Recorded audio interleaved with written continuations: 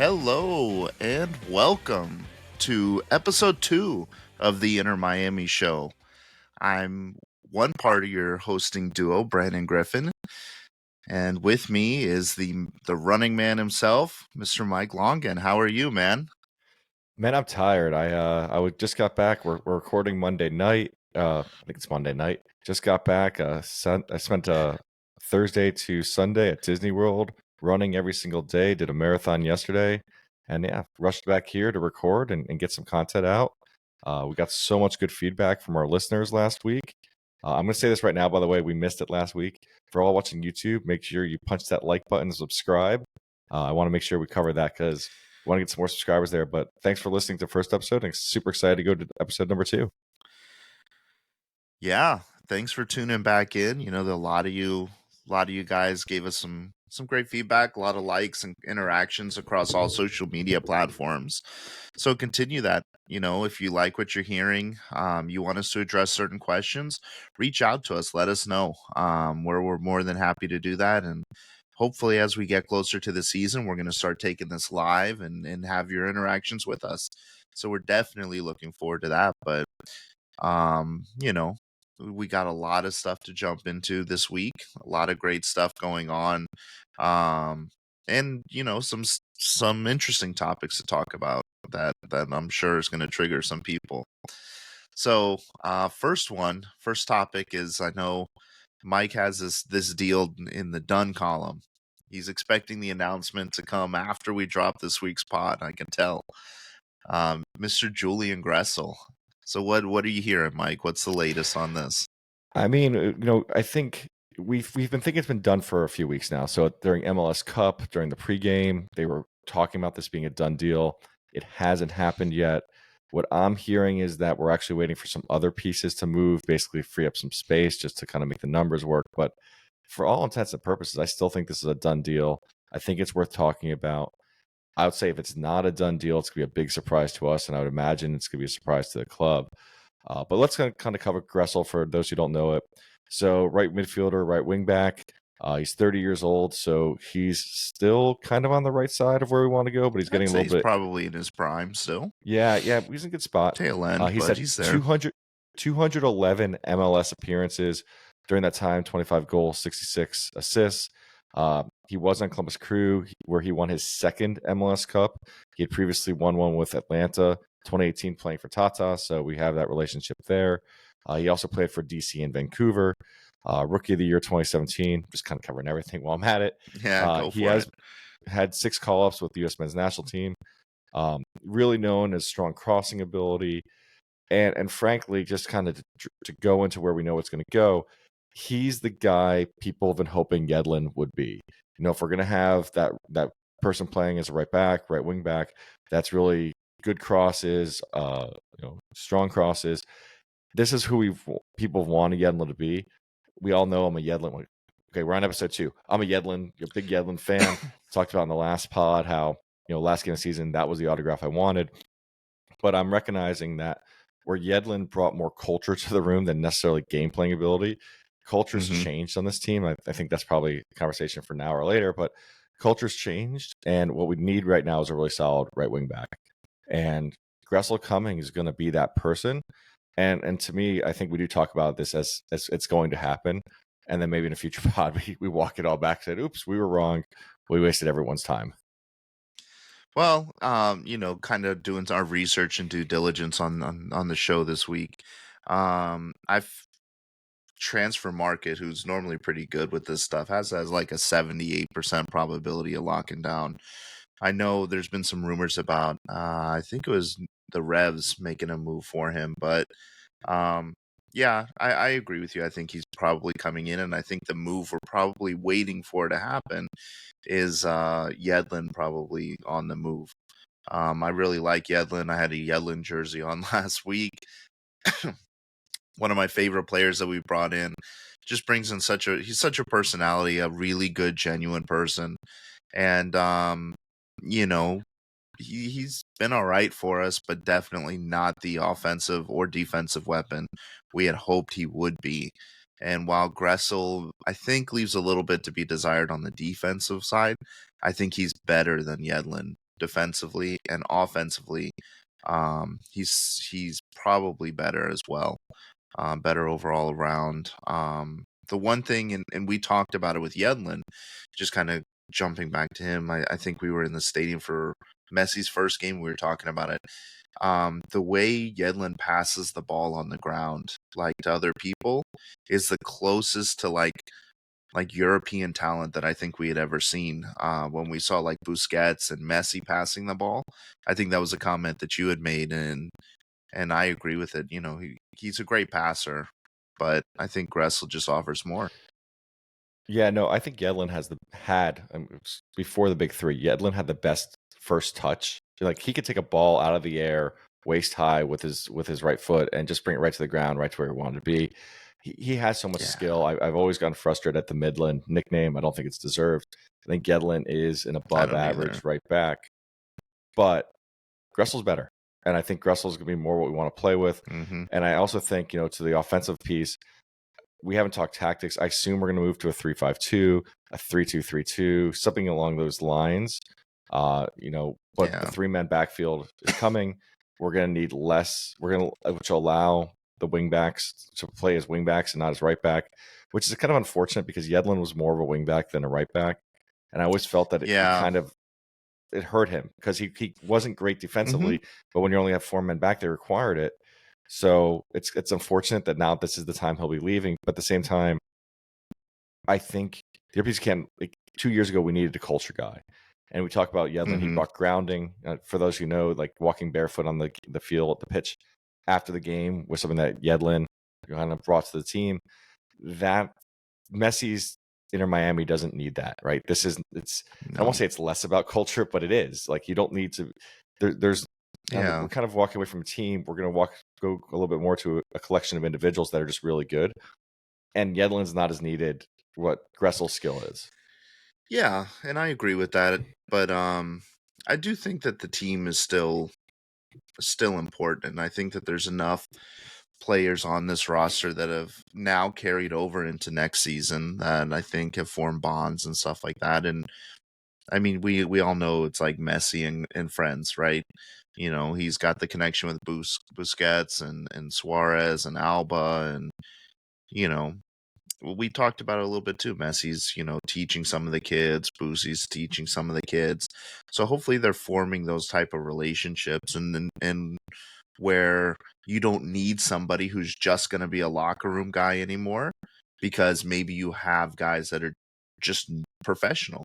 They know how to act, and the younger guns, the younger kids are going to feed off of that. Yeah, That's I my think hope. it's the way you said it. Maybe I phrased it wrong.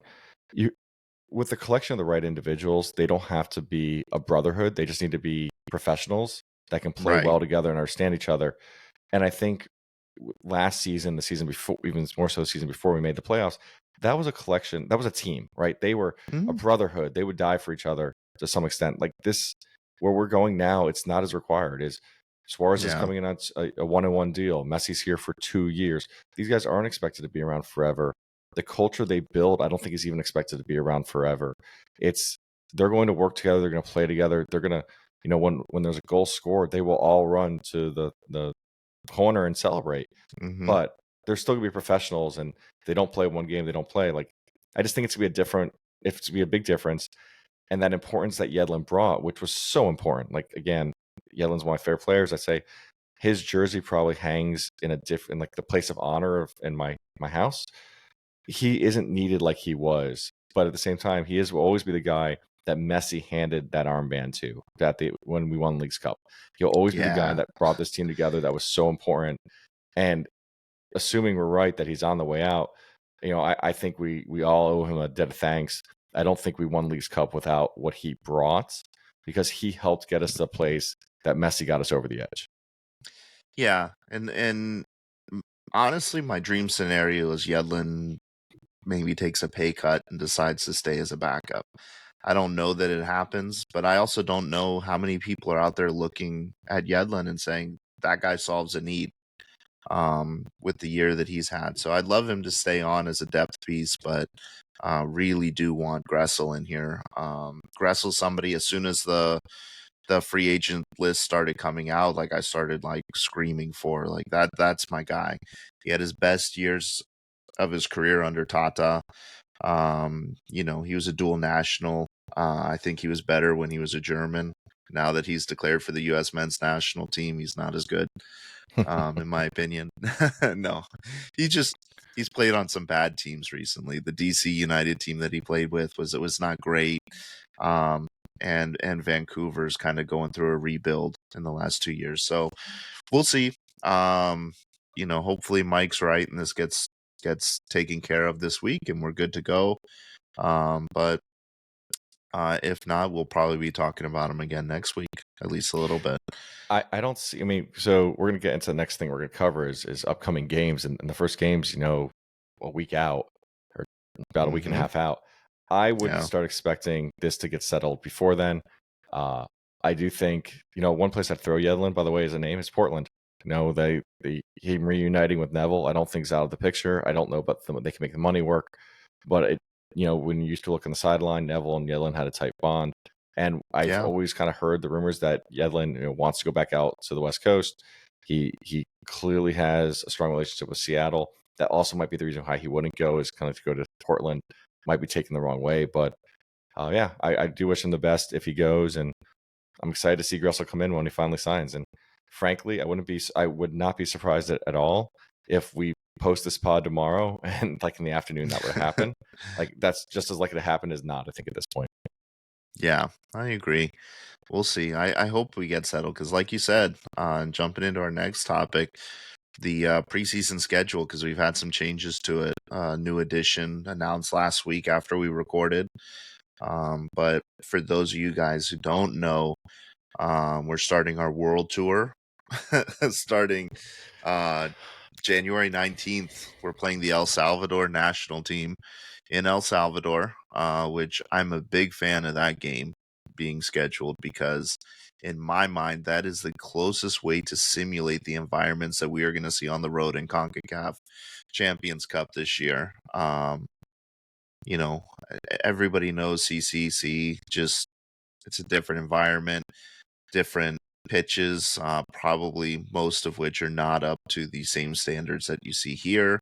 But that makes it interesting. That's what makes it special. And so I think that's what I thought that game was scheduled for. Because I did think it was odd to see us play like a national team. No, I think this is a great game. Before, real quick, let's go through the whole list of everything before we start breaking it in. So, Okay. the 19th we got El Salvador. The 22nd, just 3 days later, we're back in the United States playing in the Cotton Bowl in Texas against FC Dallas. Then a week later, we're playing 2 games in Saudi Arabia. I'm gonna butcher these names: Al Hilal and Al Nassr. I should know how to say these. Don't think I ever learned. So we got the You first on the got it. 29th, the second on February 1st. Then I'm guessing they're going directly from Saudi Arabia to Hong Kong to play on the 4th of February. Then to Japan to play Vissel Kobe. And then they get a week off to come back to the United States to play Newell's Old Boys, Messi's original club. I don't know if that, maybe I missed it, but I don't know if that one was 100% confirmed by the team yet. The Japan one? No, the Newell's. No, we bought tickets for sale. Tickets. Oh, yeah, no, never mind. That's definitely happened. I was thinking of the other rumor that's out there that they may be adding, I think, Boca. That one's still a rumor. We heard that last week. Yeah, that's what I was thinking of. This is what happens. We have little kids. We sometimes get distracted and forget what's going on. But now the Old Boys one's definitely happening. So before we kind of break into it, I do want to say, if you had asked me 2 weeks ago when we had like 4 games planned, I thought this was a really good tour. I totally agree on the El Salvador core call. Let's get some CCC expectations. I think we've gone too far. I'm just going to say it. Jump right into it. I think we're doing multiple games. We're doing we got 2 3-day game spans. So we got 119 El Salvador, then 122 FC Dallas, then we got the 129 Al Hilal, and then 2-1 Al Nassr. We're sitting at a moment in time where 2 weeks ago, Brandon, you and I were up in arms because U.S. Open Cup had been basically shut down because of schedule congestion. And here we're looking at a schedule for a preseason that is schedule congestion. And So, I'm really struggling with this being the right thing for the team to do. I know and why. It's called money, but I'm not sure I'm a fan of it. well, there's two main reasons in my mind why you would have a schedule like this for your preseason. The money aspect is number one. And when we had to cancel the two games in China that was supposed to happen, like off-season games, we had to make up that revenue somewhere. And that's where we started seeing the FC Dallas game, which is being played in the Cotton Bowl, which those of you who are not familiar with is a massive stadium. It's a I want to say it's like a 60,000 fan stadium. I could be wrong. 91,000 seats. 91. I was I way just wrong. Googled. Yeah, You were way off. yeah. I was gonna say 80, but yeah, a massive stadium. And then I think I mean that's really the latest one that's been added. But I think Newell's like that was probably something that was like a maybe because I know their season either starts or is about to start when they play us. Um, so, they have to make up the money one way or another. And the other reason for this congested schedule is in order to be competitive in CCC, this team needs to be at midseason form to start the season. And the only way to do that is to simulate a congested season and throw all these games in there and pray to God that nobody gets hurt. I But see, that's don't where think it's the right thing. I don't think it's the right decision, but I think that is part of the thinking behind this decision. see, but I think you're contradicting yourself because last week we talked and we both agreed we are a cup team, which means Hmm. people like Messi and Suarez will probably not play every game. And Right. when you look at this schedule, those guys need to play every one of those games. People are going Hmm. to these fixtures to see Messi, Suarez, Busquets, Alba. No one's going there to see Drake Callender or Benha or anyone else. They're going for those big four, which means this isn't simulating our schedule because our actual schedule, when we have a CCC match, the next Saturday, there's a good chance Messi comes in the 60th minute or subs out. Like these things are going Right. to happen. I agree with you that we're trying to get to mid-season form very quickly. And I think there's a lot of truth to that. But I don't think we needed to do it like this. Like, fine, we're going to go to Saudi Arabia, play these two back-to-back games. We don't need back-to-back games in El Salvador and Cotton Bowl. Like, we could have held off that FC Dallas game. That's the first one I really Yeah. don't see Well, and that making one was sense. just announced last week. I think if you leave the FC Dallas game out of this, I'm feeling a lot better about the schedule. Because let's be honest, like Newell's, that game is just going to be like, because that, in my opinion, that game is just going to be like a clap it out, like everybody have fun game. Yeah. I don't, and in most of these games, I don't expect these guys to play full games. I expect, Messi probably plays a half in some of these games and then subs out and they bring in whoever. But, um, I think that's part of it. But I listen, like, my only problem with this schedule is really like the quality. I think that especially with the two Saudi teams, there is no way in hell we should be playing these games against them. They're gonna blow our doors off. Like, and then we have it here like Al Hilal Neymar's injured, but they've got Koulibaly, they've got Ruben Neves, Alexander Mitrovic. Like these guys are gonna tear us up. And then the Al Nasser game, like forget it. Ronaldo, Mane, Laporta, Alex Tellez, David Ospina, like they're gonna tear us up too. And But I'm why okay are with we that. playing games like that before? But we're playing it because it's going No. to make great TV. Like, I'm okay with the Saudi games. I see the money. I see it. At some level, I'm actually okay with the FC Dallas game because, hey, we're playing in MLS and our only preseason, we have out of the 7 preseason matches, we're only playing one other MLS team. Like, Suarez has never played in an MLS match before. And I know everyone's going to say it's Suarez. Like, what's it matter where he's playing? The timing is different. The speed is different. Not saying it's faster. I'm saying it's different. These differences do add up. Yeah. Giving them a little bit of time on the pitch together, playing together at the speed of the game and the physicality of MLS is different. And so I think Right, that but is you important. We don't get those games. accomplish that by playing one MLS opponent is my point. I agree Like with you. I think if it were me, I would have tried to schedule some away games like in South America. Give yourself like because that's a similar environment to what you're going to face in CCC. And then I would have done like a training camp here or somewhere else in the US, but playing other MLS teams Yeah. to get them ready for that because M- I get the money aspect and I'm all about the team making money because that's how we're going to get better players, better facilities, better things that we want as fans. Hopefully. But Yeah, and I guess my point is I would really like to wish we hadn't. Okay, let's say I'm good with the El Salvador game. I get it. yeah. CCC. I think I think your statements are absolutely true. I'm good with the FC Dallas game, not scheduled 3 days later. I'd like to have a little more spacing. I Yeah. can live with Saudi Arabia because I see the money. Come on, it's Ronaldo, Messi. Like this had to happen sooner than later. Mhm. I don't see the benefit of the Hong Kong and Japan games. I think the two of those games together, if we'd gotten rid of both those, had one more MLS game, I think you change the congestion a little bit. You spread this out a little differently. You get better experience against MLS teams. And hell, throw it in, and we'll cover it in a little bit, but throw it in another NFL stadium. Pick any of a dozen Yeah.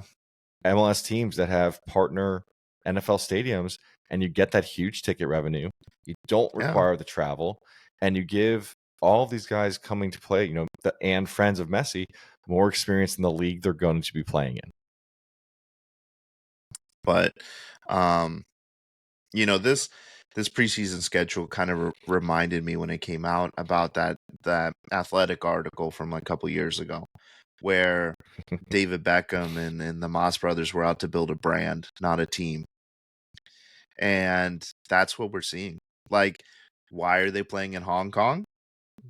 Why are they playing in Japan? Because the Asian market is massive. They can't ignore that. Why are they playing in Saudi Arabia? Because that's where all the eyes are and all the stars are right now. FC Dallas and El Salvador, those two games are fine. It's about preseason, it's about getting ready. And then the Newell's game is just about like making a beautiful moment and letting him play against Yeah, his old team. 100%. And that's it. Like, you know, and thank God the team hasn't been like, oh yeah, no, this is all about business and it's about getting us ready. Like, maybe it's because we haven't heard from Tata in a while. We haven't heard his wild takes on it, but yeah, I just Yeah, it's about building the brand more so than the team this offseason, in my opinion. I actually think the number one thing is money. Mm, Money today one, money today later via brand is number two. yeah. Uh, I think there's ways to do that. I am fearful. Like if we have this, 4 or 5 episodes from now, we're talking about somebody going down in one of these games. I'm not going to be real surprised. Hmm. It's is preseason. It is early. These guys are going to be coming off, decreased training though. I don't know if anyone follows Messi and IG. He looks pretty Yeah. cut. He looks swole. But I'm not in love with the schedule anymore. I know there's been certain people who haven't been in love with it from day one. I started happy with it, but I think it's too much. I think these Asian games are a mistake. And I just don't think there's enough MLS in there. Though it Hmm. kind of does go back to the point we made last game of we're not really trying to win MLS Cup. And I Yeah. put out a tweet on Mike.Longan, my Twitter handle, which we got to get up on the screen when we're doing this. Like that's got to be one of our goals in the next 2 or 3 pods to get our Twitter handles up there. Joking, who's going to win MLS Cup first, Phil Neville or Inter Miami? And someone got real upset with me. Like, how could you say that? I'm like, because we're not trying to win MLS Cup next year. I don't believe. Like, we know Messi's gonna be gone 7 games. We Well, know that we're gonna have this scheduled congestion from CCC. Like, we're gonna try to win CCC. We're gonna try to win League's Cup, but I don't see us going for MLS Cup. so So I disagree with you there because I do think we could win MLS Cup, but what we won't win during the Messi era is a supporter shield. I think our goal is to limp into the playoffs, even if it's at the bottom seed. And again, this is a tournament team. That team will turn it on for the playoffs and move themselves in, especially like some of the crazy rest day amounts that they had in between games. That's perfectly tailored for us. Let these guys have like 5 or 6 days off in between games and see what they can do. the problem is that assumes we limp in there healthy. And what we saw this past season was we couldn't get there because we weren't healthy. If Messi Well, hadn't gotten injured, if Alba hadn't gotten injured, it looks different. But now we're putting even more over 35 players on the team and saying, you're hey, let's doing limp that, in. but you're also not asking these guys to play a full European season, a full World Cup, and then come into MLS and play a half a season. Like these guys, Messi probably had the longest offseason he's ever had in his career between when MLS ends and when the preseason starts again. I It's thought probably the someone most did time off he's had. I think that was true until you moved these preseason games up to 119. If I Well, recall correctly, someone did the math on this not long ago, and it was a lot closer than people realized. And then you take another month off for these preseason. He's really only gotten 2 months off, not counting his injury time. But the La yeah, Noche but that's a event lot more than he was, normally gets. yeah, I don't know. I don't think it's as much. I do get your point that they didn't have the preceding season, but don't forget we have Copa. So that's that's your kind of your World Cup replacement. You have that Yeah, really but that's packed. happening during the season. That's not gonna you're It's not the same going as from no, last season. you're not going from Oh yeah, full yeah. They had a European break, season to a World Cup World break Cup. over the winter right into MLS. You're having your season still, but he won't be playing MLS games then, and he'll be missing MLS games. So it's All right. really not like he's adding more to his schedule. He's So what you're just saying playing at a is different place. and all of our listeners and viewers can remember is that you are saying that no one on the team is going to get seriously injured, and we're going to I have didn't all of our say that. players. That's what I heard you say. No. What I No, that's what I said heard you. is That's what everyone listening just heard you what say I that. just said is that these guys are more well rested than they were last year. So while I think there was some concern where these guys were like, yeah, well, we're going to rest them because we need them next year. And so they shut some guys down or in Messi's case, I think they rushed him back. I Um think he was more injured than was ever really let on. I yeah, do think that was a serious injury, and no one ever. yeah. I don't recall anyone ever saying what Alba was really injured for, but the fact that Alba never came back spoke a Yeah. lot. Yeah, I don't think I remember seeing what he went down with either, but we're here. So we'll see. But I am not saying no one's going to get seriously injured because MLS has turf, and turf will take down at least one player on every team for a season. Oh, well, good news is, well, I still believe that Speaking, Messi no turf clause exists, and I'm sure oh Suarez has God, the I same hope one. so. I hope Well, so. I at the end of the day, though, not to get into the turf thing, I do think turf is not long for the world of MLS. I think well, I think we're as going to be ready long for. as and it's a good segue into our next topic because I think as long as we have teams that are sharing stadiums with NFL teams, I think we're gonna have turf. New England is never gonna put grass in again. They're gonna keep their turf because what makes more money, the Revs or the Patriots? The Yeah, but you're seeing Patriots. the NFLPA. So I don't know. I'm using some terms that our viewers may not know, but the NFL Players Association, American football, they're pushing for grass. They're trying to get out of the NFL players do not want to play on turf anymore. They want to go to grass. I know that the owners own all, but I was just reading about the Las Vegas Raiders' new stadium has grass as well. They're more and hmm more want to go to it. We know that for World Cup, every one of these all the fields are going to be grass. I'm assuming for Copa it's all grass. I don't know how Mercedes is I going to haven't do it. seen that.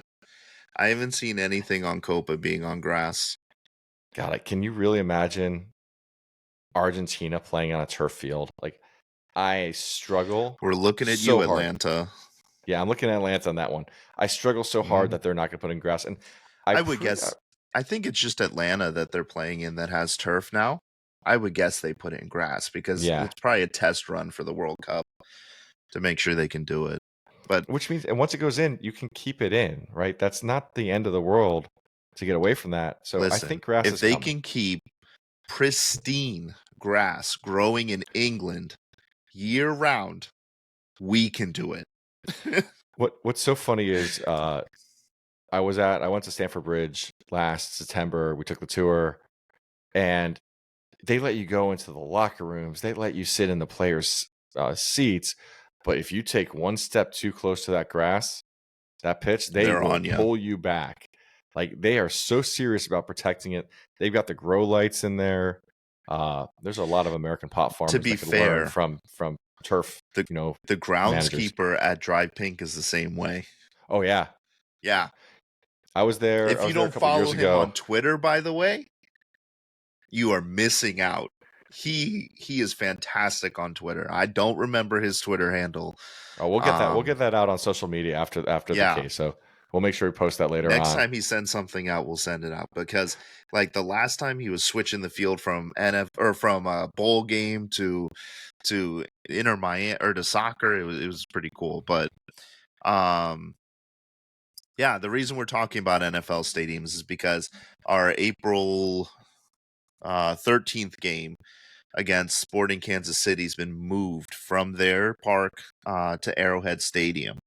And if, for those of you who don't know, Arrowhead Stadium is the home of the Kansas City Chiefs in the NFL. And it's a massive stadium, but check these images out. This came from the SKC Twitter. And so, they're already blowing it up. They've got the graphics ready to go. Got it all lit up in the blue, which is Sporting Kansas City's colors. And yeah, look at that. Like, that stadium is going to be full to see us and to see Messi play, which I think is really exciting. And this is also one of these stadiums that will be hosting games for the World Cup. So you guys will probably see it again. So I think the big question that everyone's going to have going into this is, will Taylor Swift be at the game? Because I think everybody knows now. Yeah, right there. Boyfriend's Kansas City. That's where she she's going to be in the sits. skybox. No, I think this is great for Inter Miami. Like, this, we should Yeah. hope every single one of the teams we play moves from their MLS stadium to a local NFL stadium and quadruples attendance. Because here's the reality. Yeah. So this stadium holds 75,000 people. Sporting KC typically plays in a stadium that has 18,000 people. So that's an additional, what's that? 57,000 people Yeah. coming. None of them are coming to watch Sporting KC. And They're all coming for to watch anybody, Messi. and for anybody who watches the NFL, Arrowhead Stadium is probably it's got to be at least top 5, if not the loudest stadiums in the country in the NFL. It's incredible, and I can't wait. I think we should play more games in NFL stadiums. This will be huge. That have grass. Yeah, let's not go to BMO Stadium for LAFC. Let's go play in the Rose Bowl. Rose Bowl will be amazing. But again, it's gonna be all messy. Yeah. Every time this happens, we're getting another home game out of it, essentially. And I think that's huge. It's nothing what's but a good benefit about to that, us. like, so growing soccer in America, right? Having games in these NFL stadiums, like the starting ticket price for these Arrowhead games is $65. Like, that's letting people like get in there and see Messi at, I mean, once the resale market gets a hold of these tickets, it probably won't be 65, but it's not going to be the $1,000 it is to go see him at Dry Pink. Well, so you and I were chatting beforehand. $65, great. As I'm sitting here, I'm thinking it could be just like when Inter Miami advertises that you can get into a ticket for $75, and that's like the first 10 people get it for $65, and then every person after Sporting is Kansas City has a much better track record with their fans than Inter Miami does.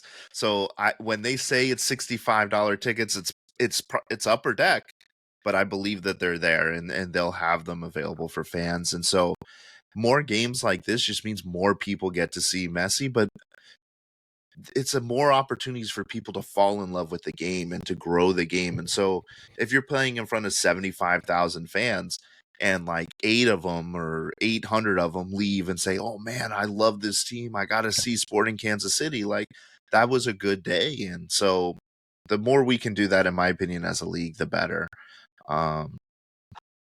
No, I think I know think people it is great. that hate it. I think it's going to grow. It's going to grow soccer. For those who don't know, Kansas City is a big soccer town. They've embraced the sport long before a lot of other cities in America. One of the original teams, the Kansas City Wizards. And I actually have a Kansas City Wizards jersey because Hendo played there at one point. I got one of his old jerseys. You got it signed, right? I did. I just randomly came across the jersey on Facebook and then got it, and then got Hendo to sign it. And it's funny because when Hendo signed it, he had a big smile and he was almost a tear in his eye that he saw one of the jerseys. I also want to kind of mention that for those who watched Ted Lasso, Kansas City was his home city. So I'm hoping we're going to see Jason Sudeikis there. Ted Lasso on the sideline of Sporting. This is going to be a fun game. I think it's going to be a fun game. I'm excited for it. I know our friend Paul, who's a friend of the show, one of the founders of the Greenlock Gang. He's an original Sporting KC guy before he moved to Miami and jumped over there in Miami. I know he's already talking about making the trip out there. So I think it's going to be a lot of fun. But again, I just kind of the larger picture. Anytime these teams move to an NFL stadium, I think it's to our advantage. The one kind of asterisk being if it's one with turf and they're not going to leave a turf. But, one thing to throw out there too, it is kind of setting the expectation that Messi will play that game. And so I think that's going to be one of those open questions of what happens when Messi doesn't play one of these games? How does the fans react? We saw that a little bit last year with some of those games. I think it was the Atlanta game where they opened it up and he didn't play, and there was a lot of pushback. I am curious what this turns into. Like, do we start seeing that? I think it's going to be an open question. And until we get to April 13th and some of these later games in the season, we won't know. But it's definitely going to be interesting to watch from an away fan's perspective of they're paying for Messi. They're making these stadium moves for Messi. Is he going to play? Yeah. And I think he probably... the good thing about us having multiple international stars is you'll probably have some people that be upset Messi didn't play if he doesn't play.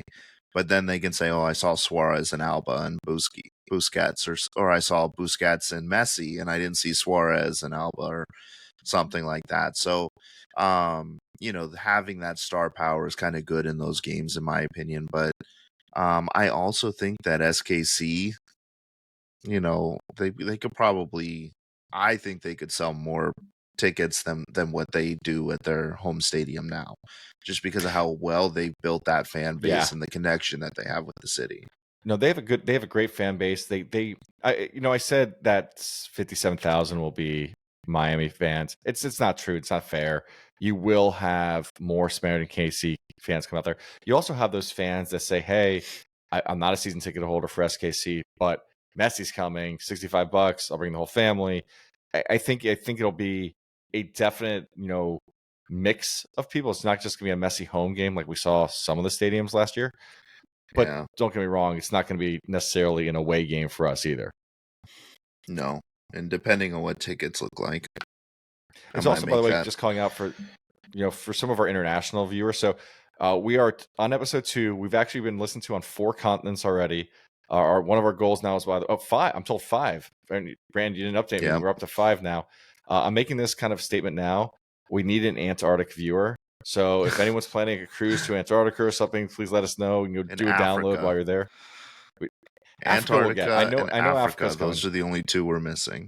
But we got Australia the other day. We got to get Antarctica by the end of the year. But man, I forgot where I was going. Oh, so I was gonna say, Sporting KC is kind of very central to the country. So it's really a place for those who haven't seen Messi, and with those ticket prices of $65, I bet you Kansas City is going to get some tourism out of this, which is good for the city as well. If I can snag a ticket for less than $150, I'll probably. I think this will be a decently traveled game too. I think we're already kind of hearing some talk about that. Yeah, so we'll see. That would be great. One NFL stadium we haven't played in yet, and I'm frankly shocked, is the Miami Dolphins Hard Rock Stadium. And I'm even more shocked when I saw these mock-up. For audio people, the air quotes were out.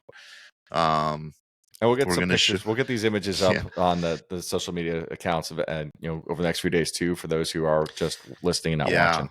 So we're gonna put them up, and these all came from Footy Headlines. They posted this out, so you guys have probably seen them. They did come out after we recorded last week, and we were talking about kits.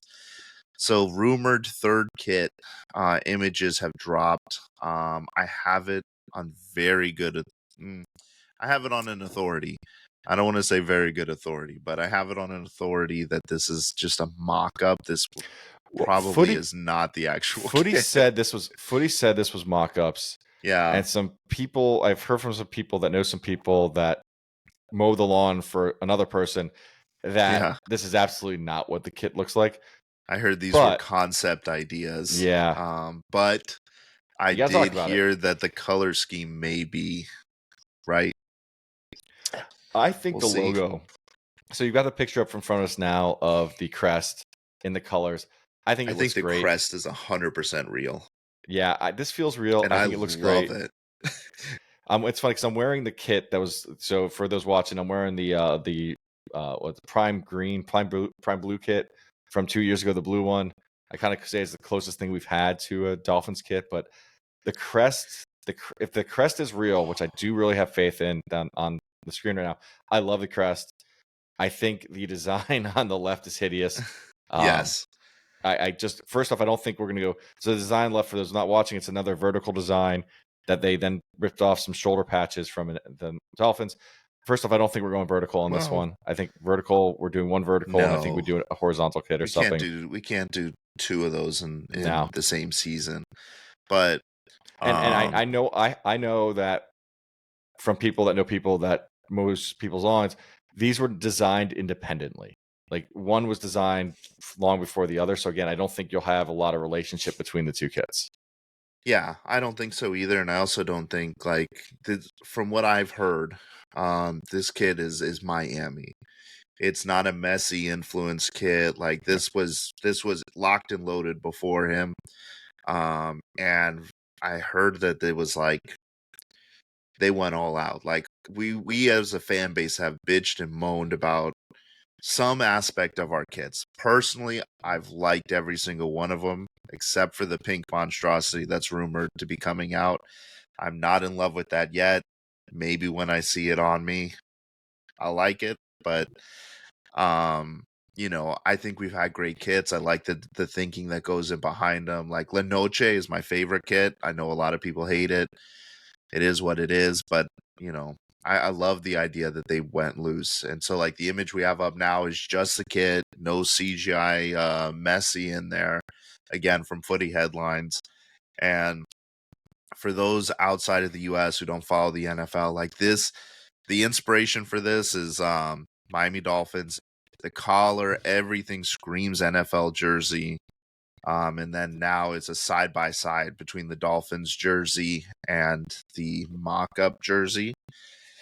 And the only thing I do not like about this kit is the orange and yellow from the top of the shoulder down to the top of the bicep. I do love the cuff because that's like the throwback Dolphins cuffs of the jersey, but I I do will love the definitely be cuffs. buying this. I do love the cuffs. I feel the exact same way. I hate these random patches. I Yeah. also honestly would have liked it to be kind of a white jersey with a lot of color, not a like this teal jersey.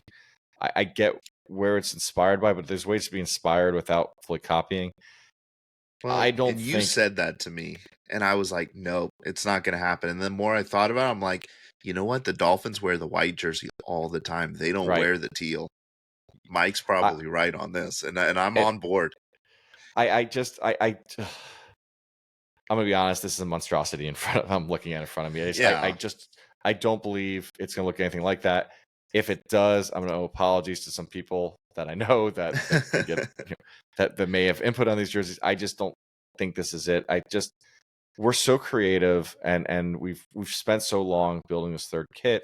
I just really think it's going to be something that really pops. And this is just come on. What you really took here was a Miami Dolphins jersey and our new kit that we all agree is the new kit, the vertical kit, and combine the two of them. That's what we're looking at. Just those two Yeah. concepts. I think what the reality is going to be is a wholly new design kit that looks nothing like we're expecting, and yet we're all going to go like that's exactly what we wanted. Yeah. I'm just excited to see mock-ups like this come out because if if this was something they used in the design process, it probably wasn't. But if it was, like, this just tells me they're going bold, and that's what I want. And Well, so that excites me. but the other thing I throw out here is I don't know if anyone from Olive and York listens to our pod yet, and if not, we got to find out to get them start listening. But this Yeah. concept of a Miami Dolphins soccer kit like screams amazing. They do some awesome kits. I'm sure they can come up with a Miami Porpoises kit, something along those lines. Oh That kind of pulls man. it together, right? You If see they that? You see where I'm oh going? I would have looked so good sitting in that suite yesterday with the Miami Porpoises kit on. Right, Miami Port with the right colors and and again, like the cuffs, definitely got to copy the cuffs. The cuffs look great. Yeah. Like I think you could make this really into a really great kit. I think it's a real opportunity for Olive and York to do something. I think, let's pause until we see the third kit, but then when it releases to do something like that, I think would be amazing. Yeah. I agree. Let me get that off the screen. I'm getting nauseous looking at that shit. But it's exciting to think that we're moving in that direction and getting a new kit.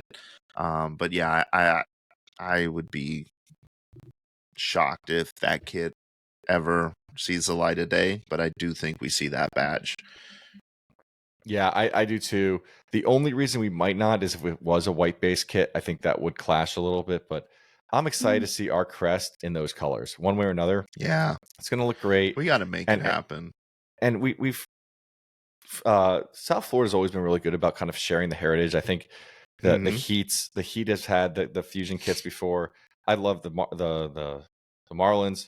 Like there's been a lot of Yeah. that teal shows up in a lot of different places. I love that we're gonna kind of buy into that teal as well.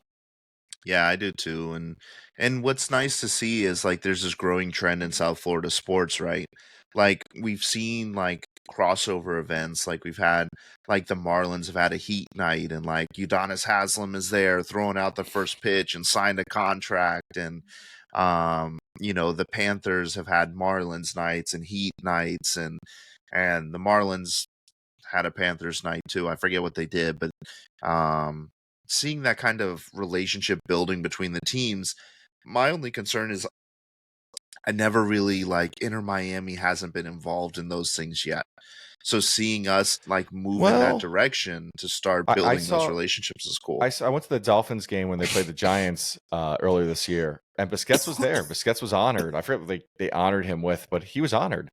So I think we're starting to see that crossover already. I'm not really expecting Yeah. Messi to show up in all this stuff. I don't really think he knows much about. Actually, to be fair, No, baseball, but basketball are pretty international now, but the other guys will. Boosie has been at Yeah, Marlins games. The only one I haven't seen him at is a Panthers game. That doesn't mean he wasn't there. I just haven't seen it because I don't really watch hockey. and call me crazy, but I feel like Suarez will end up at some of these games too, just having fun, like just literally having a good time. Yeah, Now, the yeah. reason Suarez might not go to a Marlins game is because they got rid of the Clevelander downstairs. Like if they had the Clevelander, he'd just be hanging out there. There's still there's it's not the Clevelander anymore, but there's still a bar down there Yeah, but there's no longer a pool. Like once they got rid of the pool, it wasn't the same. and the fish tanks, but that's for a different podcast. um, Shout out to battered Marlins though, right? Yeah, where yeah, you do some double time. yeah, and while we're talking about battered, battered herons gave us a nice shout out last week. So if you guys are new to the Inner Miami podcasting realm, there's a lot of great ones out there to listen to. So tune in and support everybody because there's a lot of room in La Familia for everyone, and we all offer something different. So you might not like our takes, but you might find it makes a lot of sense when you listen to somebody else's takes. It's all good. Yeah, and But absolutely. And I speaking think it's of funny because I think battered herons. I think is recording as we're recording right now, which means we yeah, can't be over there poking fun at them. harassing them like we normally do, or But getting I do want to invited get last minute to go on a rant. yeah, I do want to get Chris over here because I think we owe him for some of the rants that he hasn't let us really go on over there. Yeah. Oh, they let me go on about that U.S. Open Cup, but again, another podcast. But speaking of bad takes, I think one thing we'd like to touch on before we wrap things up is kind of twofold, talking about transfer rumors and do we think that we need these transfer rumors? What positions do we still think are going to be filled? So, um, I don't know what you're thinking, Mike. I don't know what targets you'd like to see, but hit us Well, up. so kind of kind of going back to where we were last week, obviously, for those who follow us on social media, you'll see that I was completely wrong on calling up Miles Robinson to fit our CB needs, because I think the day after we published, Miles got picked up and is going to Cincinnati, who I would put money on as the repeat Supporter Shield winners, because they now look fantastic on that back line. I now think center back is our number one need, like hands down. I just, when we lost Kamal, we got to replace him, and I do think Sergey. I haven't heard a lot of transfer rumors on Sergey yet. Like, I haven't officially, even though I kind of ranted on it last week. I still think he's not long for this team. He just doesn't fit the mold. That being said, I like, don't we know need who center else backs. wants him though. No, but someone who If plays a he low stays at a block. depth piece, I'm fine with that. Like, Sergey on a team that's playing a low block. Sergey's a starter, and he's your starter of starters. He's an Ironman player, does not get injured. He has Champions League experience. You know, he knows how to play this game. He saved our asses. I don't know if we're allowed if we decide we're cursing or not now. He saved our butts quite a few Mark, times. this is explicit. Oh, good, I can curse. He saved our butts multiple times. He just can't play on a team that's playing a high line like we are. A team that's low block, he's going to do fine on. And so I think there are suitors out there. I just haven't heard any rumors. But again, if we didn't hear any Kamal Miller rumors, and all of a sudden he was gone, so there might not be any smoke before this fire. Yeah, and that's a good point. We might see him on the move. I don't know. I don't know that. I don't know. His lack of athleticism, I think, hurts him in MLS. Because it seems like we're trying to go more attack minded and getting better quality attackers into the league, and I just don't know. I don't know. It's a big question. I like him. I think, to your point, like a low block, like he's your guy.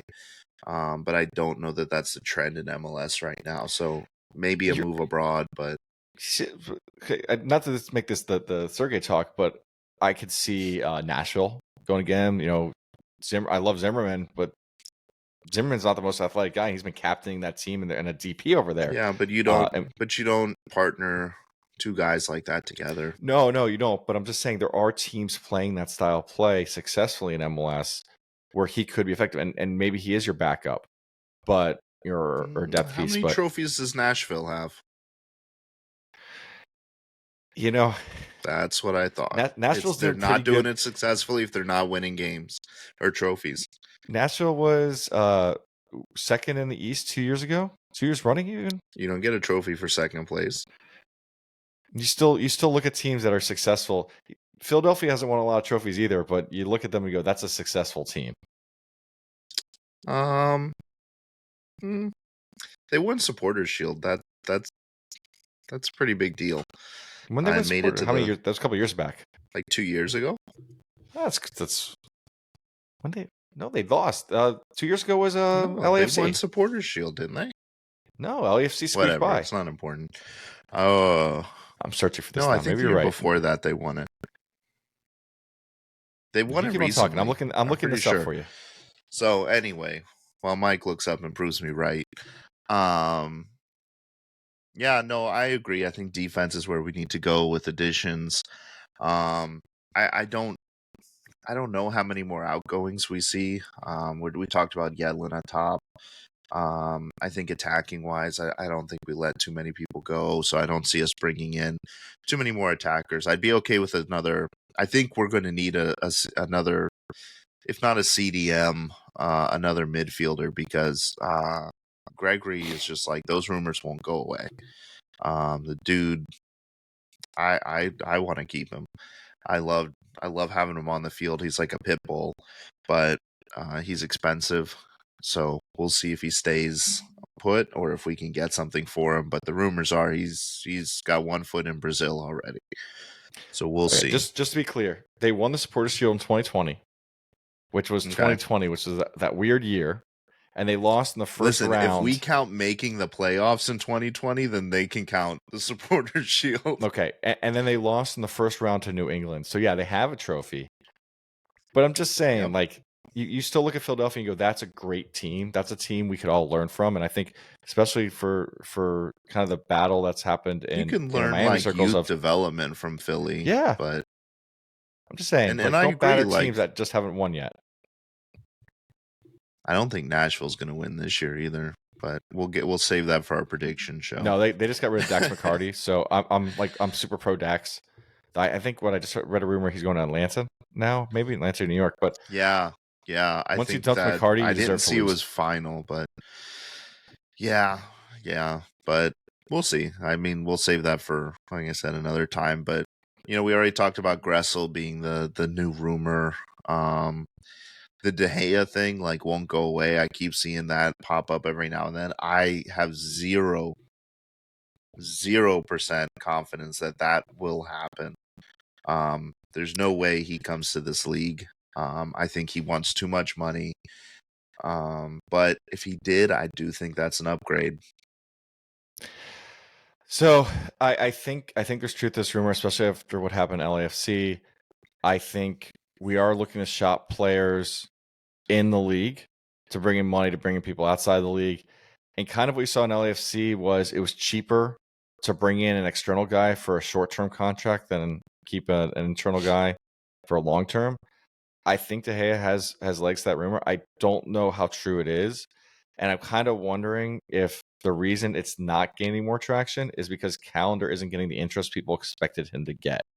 And so that's kind of an open question. I know Calendar was just called up. I don't know if everyone saw, I think 2 days ago, he's being called up to the next U.S. men's national team camp. Now, there's an asterisk on that because every single person being called up is an MLS player. So it's not quite what it was for like the Nations League spots where there was some international talent on the team. This is all USMNT.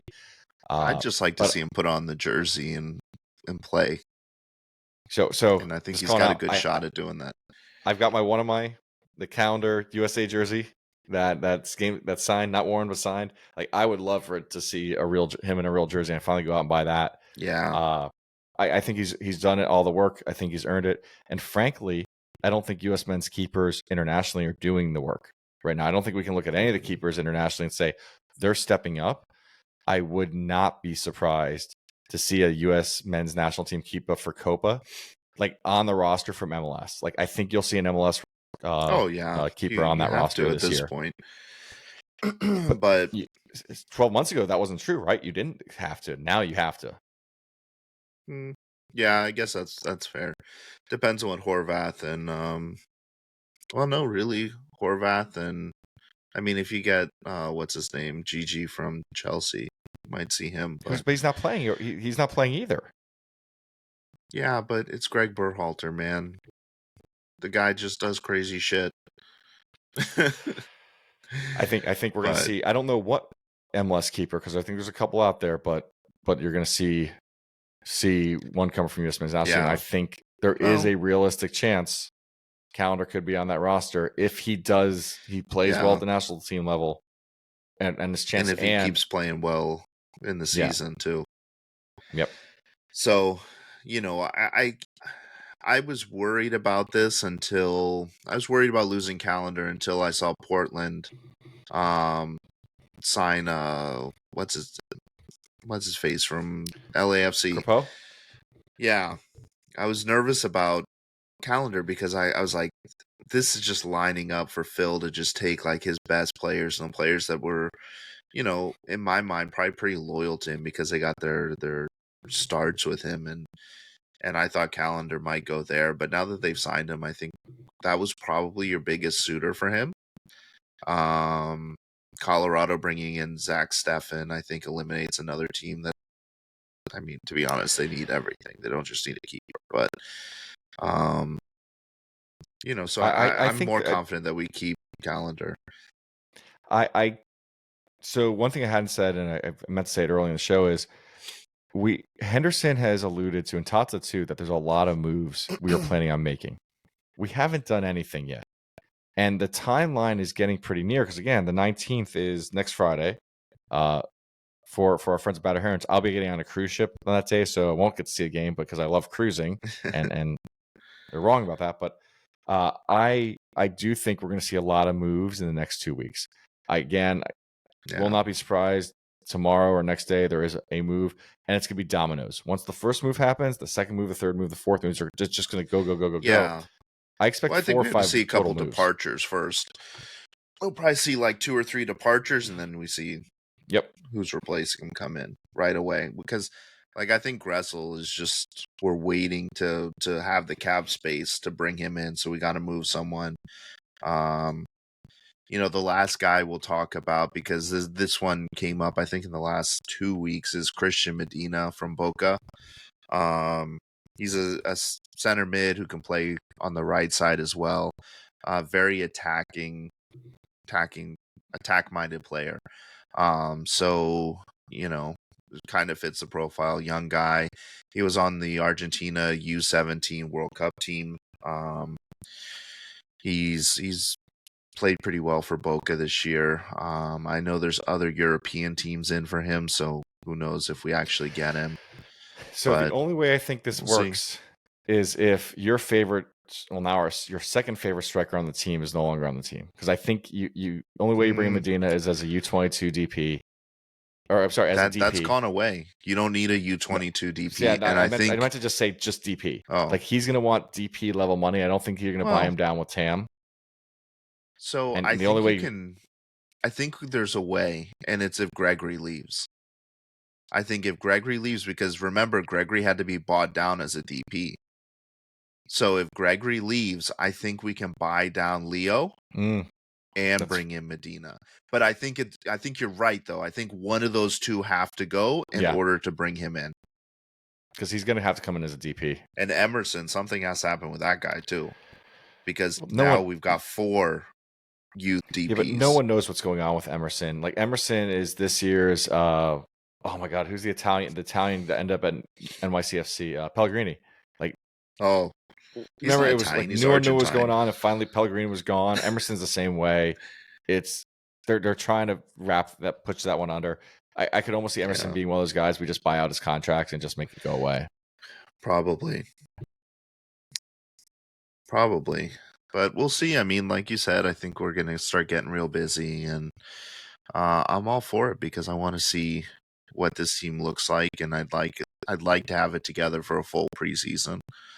So that means in the next week, Henderson's dominoes have to start falling. Yeah, it's going to fall real quick. I mean, I could see maybe the first game we don't have everyone out there. But by the time we're in Dallas, we should have a pretty good idea what's going on. Before we go overseas, I think as long as we're playing in El Salvador and Dallas, I think we can make additions up to then. But anybody we're taking overseas needs to be going to be with the team for the long haul, in my opinion. But one last piece of news for anybody who's local and has been following this team from day one. You guys probably already know. One of the best guys to cover covered our team, and one of the first to do it. Austin is announced today that he's going to step back, formerly of the Heron Outlet and of Messi and Co., that he's no longer going to be covering the team, to move on to focus on other things, and to get his career started in other ways. And I definitely wish him all the best. Starting out listening to this team and following this team, he was one of the first voices that I heard on Heron Outlet. And so really, really glad that he got to contribute to this team and got to contribute to the community that's now formed La Familia. And I'm going to be sad not to see him or hear him covering the team, but he did say he's going to be at games as a season ticket holder, so hopefully we can hang out with him a little bit more now that he doesn't have press duties. Yeah, no, I gotta agree. Like, super sad. Saw that tweet I think this morning, and just really disappointed. Used to listen to his pod and just really good, feedback, information. I have to acknowledge it's really hard to be a beat reporter for Inter Miami in Miami right now. I think Michelle Kaufman really went into it on that Guardian article about how hard it's gotten recently. She used to say that she'd be the only one there at practices, and now there's helicopters over the practices. I really hope that he's kind of the last to leave, that the other one, Michelle and Alex and the others stick around, because, in 2 or 3 years when things die down, someone's going to have to cover this again. And I think, Branton, you and I are friends at Better Herons, Heron Heads. We're all talking heads. We're not really the beat reporters. And I think Yeah. most of us aren't really trying to become the beat reporters. We really count on people like Austin and Ian and Alex and Michelle to go do that. So best of luck to Austin. We're going to miss him. I think the teams, the team and the community is really going to miss him. I agree with you. It's exciting that he's going to be able to join us at the tailgates and have a little bit more fun. I'm sure he's going to be excited that he actually can wear Inter Miami games to Yeah. clothes to games. I know, when you go in the press room, you're not allowed to be in kit, so he can now wear that stuff again. But yeah, super disappointed. Wishing him the absolute best of luck with wherever his future takes him, and then hopefully we haven't heard the last of him professionally, at least. Yeah, and kind of like what I said before, it's important that as La Familia, like support as many of the independent journalists that you can. We really rely on them to be our eyes and ears in the team. They're at practice, they're grinding it, and often they're either not getting paid or getting paid very little. So anything we can do to support them, like give them follows on Twitter, read their articles, things like that, like get involved, because if we don't support them, Austin won't be the last one to go away. And it fortunately, he's going away on his own terms. It's not something like he didn't have enough support. He's moving on to bigger and better things. But that may not be the case with the next one we lose. And we don't want to lose any of the OGs. They've been here with us through the pain. And so now that we're in what we hope is the best era of the team so far, we'd like them all to still be here with us. So yeah, so on that Man, note, we're not really leaving this on a high note. It's kind of getting a low note. So luckily our theme well, song is pretty popping. So kind of get the yeah, energy back up. Though hopefully, Brandon, you're not going to screw this up and have the entire crowd see me dancing. Like if you watch our episode 1, I didn't know I was still being recorded and I was dancing along to it. So this time I'm just going to be very stoic. I'm not going to dance on the chance that I'm still being recorded when you I might kind of leave it hit us with in, the outro. honestly. I might leave it in. That was the best part of the show in my opinion. But no, if you've made it this far, thank you guys for joining us on episode 2 of the Inter Miami show. We hope you enjoyed exploring the preseason schedule, the third kit talk, the transfer rumors with us today. If you found value in our conversation, please like and subscribe. We're on all our social media handles are at Inter Miami Show. Hit us up on YouTube. Subscribe, hit the bell so you get the notifications whenever we post new episodes. And you want to be on YouTube too, because once we go live, you guys can interact with us and be part of the show. And yeah, if you liked it, you like the show, please consider subscribing. Give us a review as well. That always helps. And share the podcast with your friends and family and other people in La Familia who maybe haven't heard us. And as always, if you have any suggestions, hit us up on social media. We're here for you. We want to hear from you. We want to answer your questions. We want to give you the takes you want to hear. So thanks again for listening, and we will be back next week, episode 3, and we're going to try and keep you informed on the season as we continue along And together. if news breaks, if big transfers happen before next week, we'll drop something sooner. We are just kind of double down. We are answering all the social media posts we get, Twitter, Instagram, YouTube. We jump in, we talk. Love to have conversations with you individually, and yeah, looking forward to having everyone join us on the show once we kind of finish working out the kinks of this recording. Like no outro, so audio listeners will hear the outro. Unfortunately, YouTube listeners, you guys aren't going to get grace with it today because it is not working. So thanks again, and we'll talk to you next week.